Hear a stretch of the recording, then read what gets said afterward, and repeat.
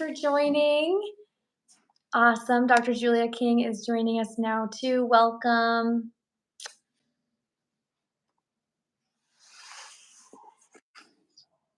Hi, Hey, Julia. How are you? I'm good. How are you? Good. It looks so beautiful and sunny where you are. It's a little chilly, but it's nice. Awesome. Awesome. Well, Yeah. thank you so much for taking the time to chat with us today. I was just about to introduce you and to our listeners. Yep. Dr. Julia King is a psychologist and yoga instructor specializing in IBS, anxiety, and emotional eating. Her mind body approach is really what drew me to her work. And she's a specialist in treating anxiety, body image difficulties, which really go hand in hand with GI and IBS. So this connection of IBS and anxiety is, what Julia specializes in, and we're going to be diving into that today. So thank you so much for joining us. Is there anything else about your background that you want the listeners to know? I don't think so. Awesome. Awesome. Cool. So yeah, definitely, definitely. We have some awesome, questions submitted, and I'm really excited to dive in. And this is our third conversation together, I think, about the mind gut connection. And I always leave, with so many takeaways, and I always get a lot of messages that it's really helpful. So I'm excited to dive in. Yeah. Conversations. So I feel like we always leave wanting more. Yes, I know. I know. And I think maybe a good place to start for our listeners is kind of, we were chatting offline about this, but how the brain and the gut are such a bi-directional relationship. And I think we hear that a lot, but it might be helpful to explain, like, why is the mind and gut a bi-directional relationship? Yeah. So is our connection stable? Am I coming through? Okay, because I'm getting a little bit of.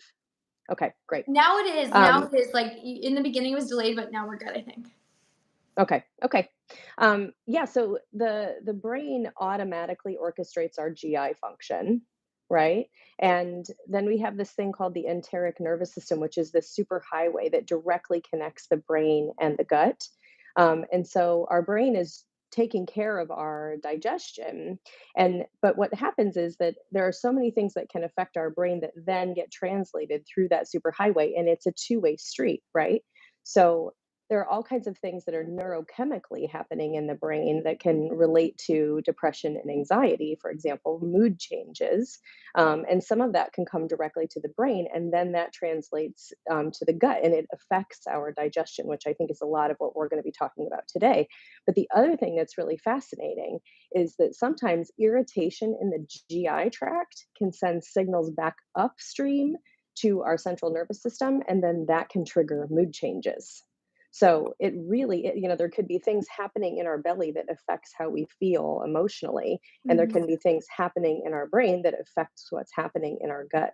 And I think that's one of the big take-home points that we're going to talk about today is that two-way street with so much of how the way that we think can impact how our brain processes things and then affects how our gut reacts to things. And so it's just important to be aware that all of these things are in motion and in connection with each other. And right. Yes, and I think that's why we really connect in our approaches because it's like it's so you have to think about both sides of the equation, the gut health and mental health because they're just impacting each other so much. So that was a great Yep. background. Thank you. Yep. And then, what something that comes up a lot in my work is really talking about the gut brain connection, how it's not always the food that may be causing symptoms. We're always immediately thinking about the food that may be causing symptoms, and there's definitely such thing as intolerances, allergies. Food makes a difference, but also, can we talk a little bit about how anxiety or stress could be causing digestive symptoms? Yeah, and I think that's how a lot of people find their way to me because if it is a dairy intolerance and you can eliminate dairy, then you don't necessarily have a GI issue anymore. But Yeah. when folks find you and find me, it's because it's not always food related.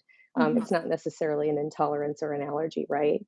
And so we have to think about. I actually find that a lot of my clients, and I think we're going to get to this, but they have some food fears and they start Mhm. restricting food and they have a very restrictive diet. And that ends up becoming, a target of our work because it might not be the food at all. It's very unpredictable. And so sometimes when they're having a reaction to a food, they eat that food the next time and there's no reaction, right? And so we're thinking about how we go about um, thinking about how anxiety might be causing some of those symptoms, or there's a legitimate GI condition like IBS or GERD, which anxiety makes worse, right? Yes. So if we're working with me to reduce that anxiety, then we can get those symptoms down because there might be a legitimate condition that folks have to learn how to live with and manage, but we're making it worse with some of these emotional experiences. Totally. Yeah, it's so true what you said about too, like, gets very confusing when sometimes the food causes symptoms, other times it doesn't, and that's usually because there's some underlying things that we need to address. Yeah. Yep. Yeah. Yeah, and I think, like, when people have tried the low FODMAP diet and they've tried certain diets, it can be discouraging when they're still having symptoms, and sometimes a topic that gets brought up in, like, GI appointments is hypersensitivity, or hmm hyperawareness in people with IBS. Can you speak a little bit about that? Yeah. So there are lots of GI sensations that we might have, right? And I think people who have IBS I oftentimes will talk about it as a superpower where they have this hyper awareness or they feel things that maybe folks without IBS don't experience. So if my belly is normally processing food, I might not notice or feel those sensations, but someone with IBS may notice those sensations more. Um, and folks who have GI symptoms sometimes have more of a likelihood to, especially if they're working with me because they have anxiety about those experiences, they may label those sensations as threatening, Mm, right? And so if your stomach is gurgling, if there's a little cramp, if there's something that's happening and you label that as a threat, and you're experiencing those sensations, which it might just be normal processing, right? Your belly might right. just be doing what it's supposed to do, and you can feel it more than the average person.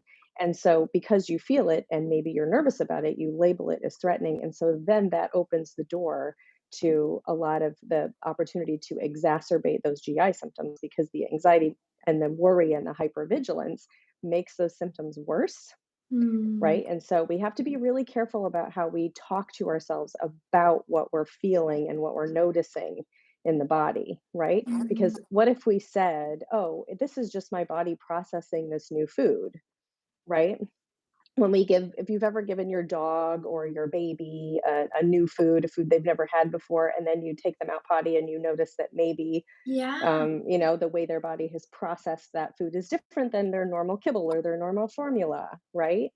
yeah, It's the body is going to be like, hey, what's this thing, right? I'm going to gurgle a little, I'm going to have more sensation as I process that. And what if we were able to say, this is not a threat, it's just my body processing this thing in a different way and I'm feeling some different stuff going on in there, as opposed to, oh my goodness, what was that, yeah. right? Now that's threatening, that's really scary. And so there are pathways that we experience those symptoms, and the way we process those dictates the way our body reacts, right? Yes. Totally. Yeah. A lot of my clients struggle with hypervigilance and hypersensitivity in different ways. Like, I think what you're saying about having that mindset with, with symptoms, introducing new foods. I love the analogy of what happens when you introduce it to, a dog, or because we've definitely, experienced that. And then with reflux, there's definitely there's a lot of hypersensitivity that can happen in the esophagus from continued reflux. So that can Oh be, yeah. we really got to prevent reflux to prevent the kind of that continued irritation. But also I think that the hyper awareness, hypervigilance can really come into because it's a lot of anxiety about causing damage, and so do you feel like if you could give some recommendations to people if they feel like they're dealing with hypervigilance, do you think it's like mostly working on managing stress, mindset, or are there any like specific tips there with the hypervigilance piece? Yep. So the first step is probably just to start to notice how aware you are Mm, of of how aware you are, right? So, like, how much are you scanning the body? Because some of that scanning can be too much, right? If we're the because think about if you're not paying attention to the body, but if you're and if you're walking down a dark street, right? And you're aware that you might encounter, some Mhm. dangerous threat or whatever if you're out there in the dark versus if you're walking down that street in the middle of a sunny day, right? The Yeah. way that you approach that street in the middle of the night versus during the day is very different. And so we want to approach our body with the sunny day kind of approach as opposed, right? Because if you're walking down the street during the middle of the night, you're much more aware and you're scanning and scanning maybe for threats, Yeah. right? Versus if you're walking on a sunny day, you're not paying attention to those things. And so first is just how often are you constantly looking for what's happening in your body? How often are you checking, right? The checking is not always good, right? Yeah. Because by definition, if we're checking, then we're looking for something to be wrong, right? We're not checking Yeah. to make sure everything's all perfect, right? So first just notice how often you're checking and try to disengage from that, right? Like if something's wrong, your body will let you know, right? Yeah. Um, Second, then, when you do notice a sensation in the body, your automatic reaction might be to be like, oh my goodness, what was that? Is something happening? Now what? Right? What's going on? Is this a problem? Do I need to be concerned about this? Do I need to cancel plans? Do I need to, whatever? Yeah. Um, but instead, we want to try to interrupt that and be skeptical about that initial reaction, and then start to say, what if this is nothing? Right? What if this is nothing? Because if you say and believe, what if this is nothing, you're less likely to exacerbate or make worse your GI symptoms with that Mhm. nervousness or worry or stress, right? And if it is something, then it's something.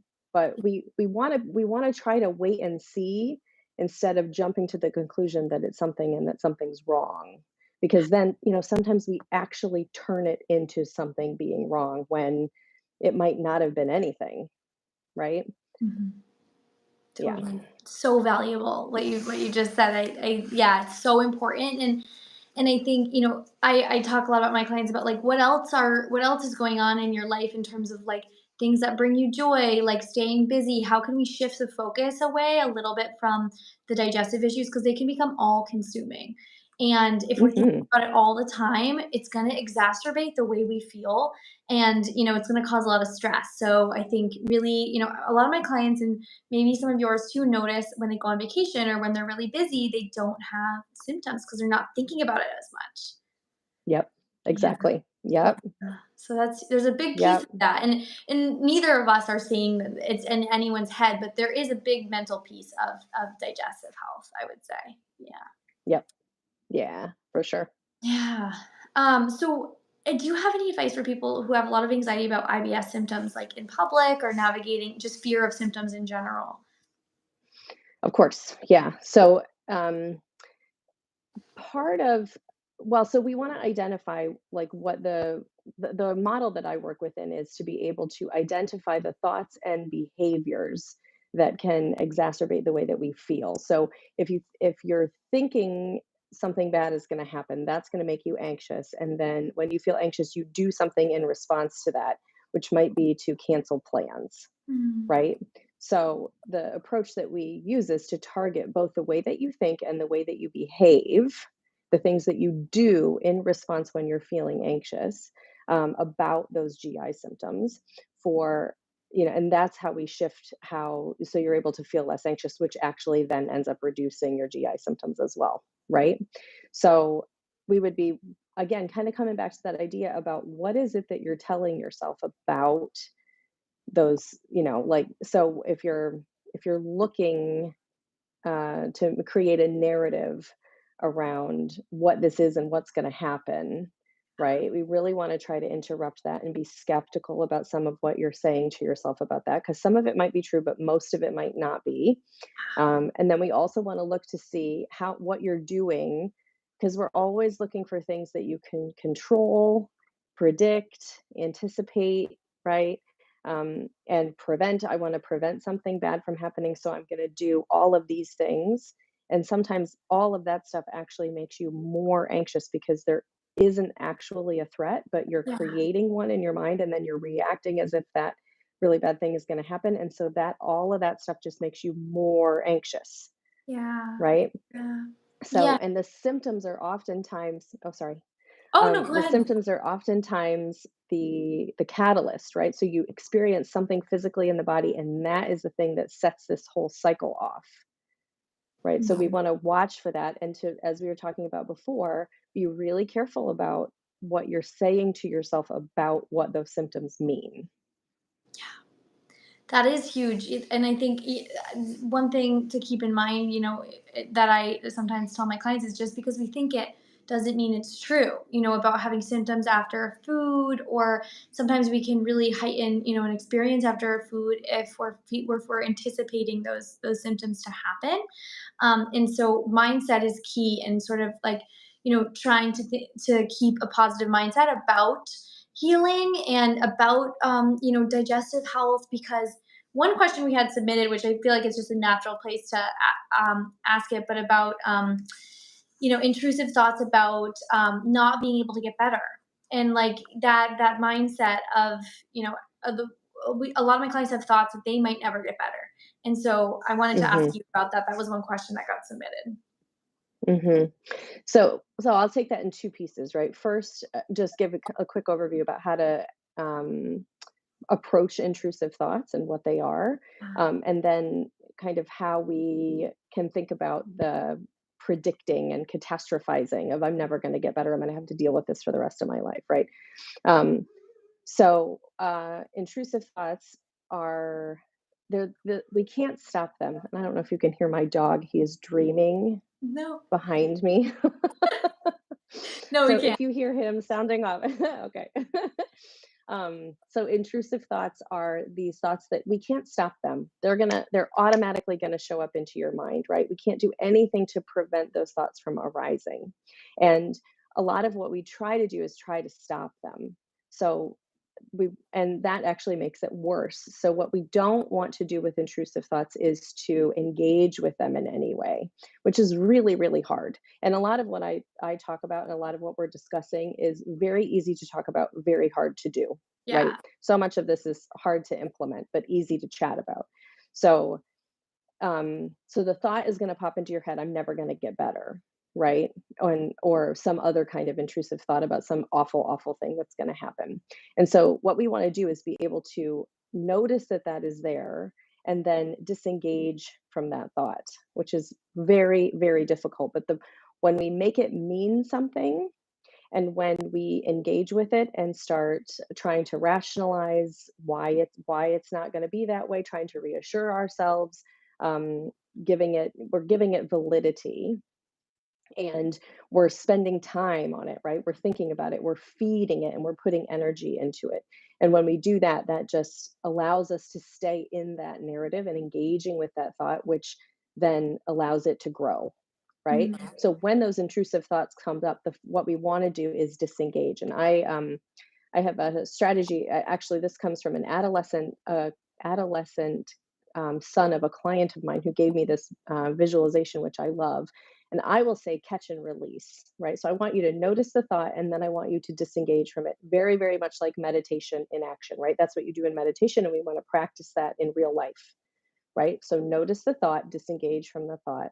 Um, but this adolescent client or adolescent son of a client, he was like, oh, so you just like swipe it like on your phone. And his Yeah. mom was like, "Yeah, exactly, right?" So you can try swiping the thought away, right? And we're swiping it in a way that we are like, that thought is not relevant to me. I don't want to spend time on that right now. I'm going to Mhm. ignore that notification that just came up on my phone, right? I give another example of like if you're at the airport and you are going to sunny Miami and you hear a flight notification for snowy Minnesota, right? Mhm.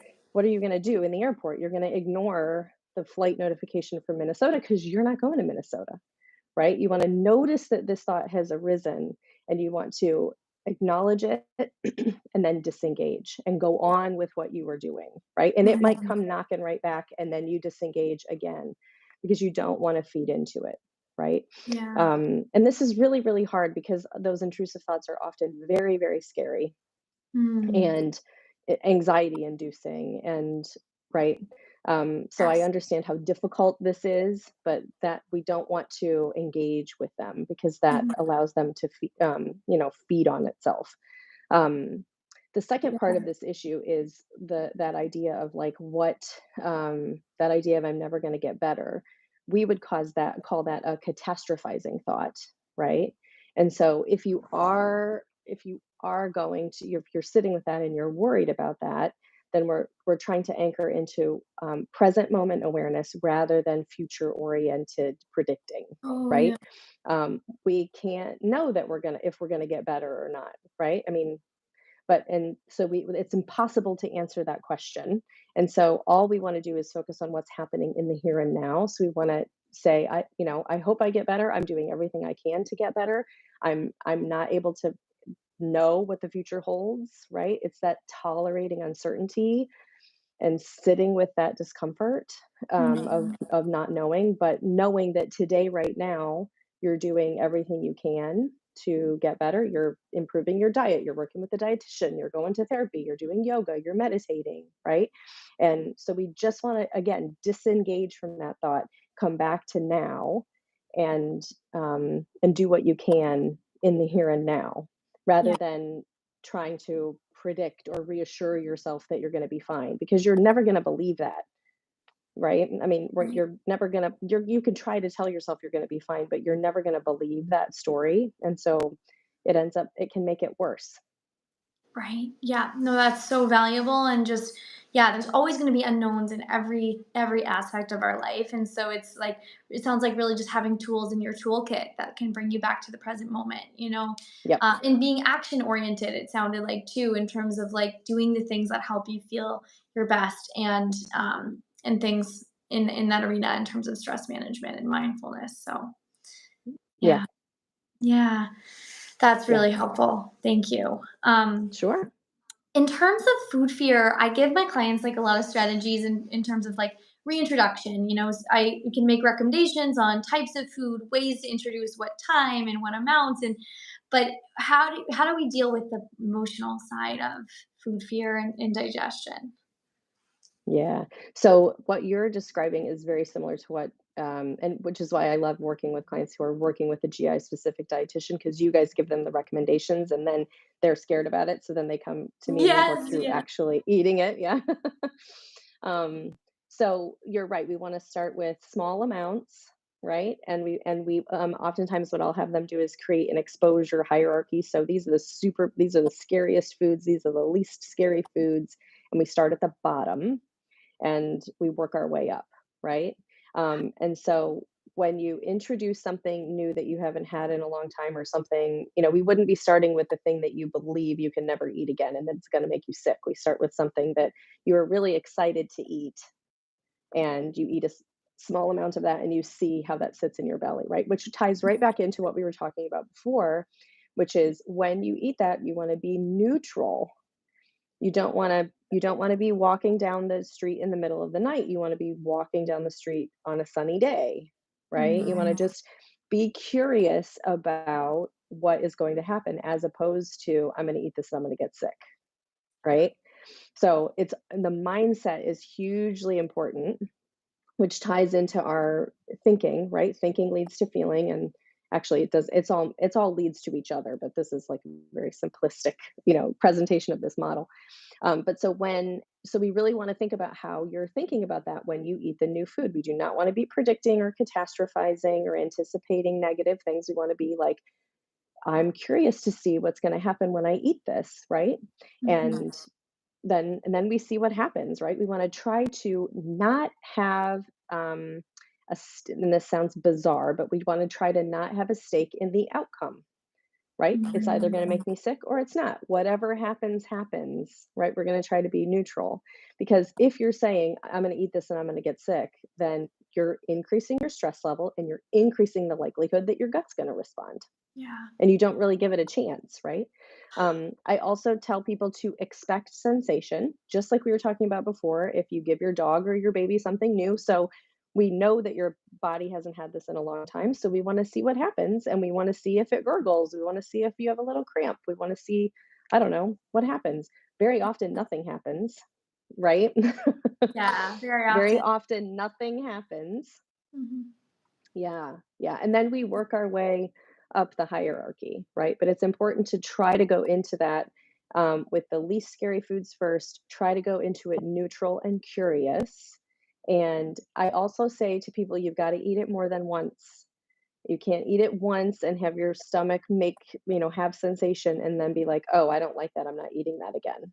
Right? And you from a dietary perspective can probably say, "Yeah, I got to eat it more than once for your gut biome to know to get used to you eating that again, right? To where Mhm. if you eat it multiple times, then you might not have any sensation anymore." Right. Right, exactly. I very similarly, we start in small portions that you feel comfortable in. And then I also, same thing, like talk about being curious, like this is an experiment and there's no such thing as a dead end. Like it's not a dead end if it doesn't go well. There's so many other foods and there's an opportunity to try again in the future. If it doesn't go well that time, doesn't mean that you can't eat that food forever. Like I'm Fodmap certified, so I do a lot of work with Fodmaps in that reintroduction, and that's a continuous process of retesting that too as you Right. progress. Things might change. So yeah, I'm totally in alignment with that approach. I love that. Yeah. Yeah. What are some ways people can support their gut brain connection? So all the things that you're doing on Flora, and a couple of additional things that I do, right? Which is, so we know that yoga and meditation and breath work, right, are Mhm. all the things that calm the nervous system and allow better gut health and better digestion. It also Right. allows for better mental health, right? Better management of anxiety and depression. Mhm. Um, Obviously, all the dietary stuff, that the support that they can get from you. And then the other pieces that I add, are being able, we're using that model that I just described, where we're starting to identify and challenge, negative thinking, because that gut brain connection is so real. If you think negatively, you turn on that fight or flight.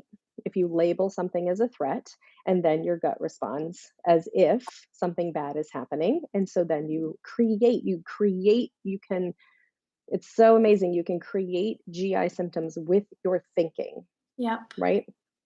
So we Mhm. have to be able to challenge that thinking. And the other piece then is starting to be aware of the things that you're doing that are, that behaviorally label things as threats, right? So carrying Imodium, canceling plans, not traveling, avoiding foods, all those things that we do to try to control and keep ourselves safe can label things as threats, which turn on that fight or flight, which create gut symptoms, right? So um, the thinking and behavior are the two pieces that I work a lot with. And I know you do a lot of this work as well too, right? We're so much of what we're doing is very similar. We just have a little bit of a different approach, Oh um, yeah, yeah. professionally. Yeah, yeah. Mhm. So all of those things in combination, right, Yeah. really, help to allow the gut to work well with the brain and the brain to work well with the gut. Yeah, absolutely. It's definitely a multifactorial approach that works best. Yeah, We have time for one more submitted question, if that's okay with you. great. Um, Of course. that one question is there a connection between acid reflux and anxiety? Yeah, yeah. There's several actually, and I think, so. If we think about, so, a anxiety does not cause acid reflux, but because there's acid in the stomach already, right? But people with anxiety are more likely to experience acid reflux, Mhm, because high anxiety levels can increase the production of the acid, right? mhm. Which is why, and we have stomach ulcers, right? I assume for the same reason. The other thing is that stress and anxiety can create muscle tension. If that muscle tension gets into our, abdominals and our in our stomach, that pressure can push acid up and exacerbate reflux, right? Yes.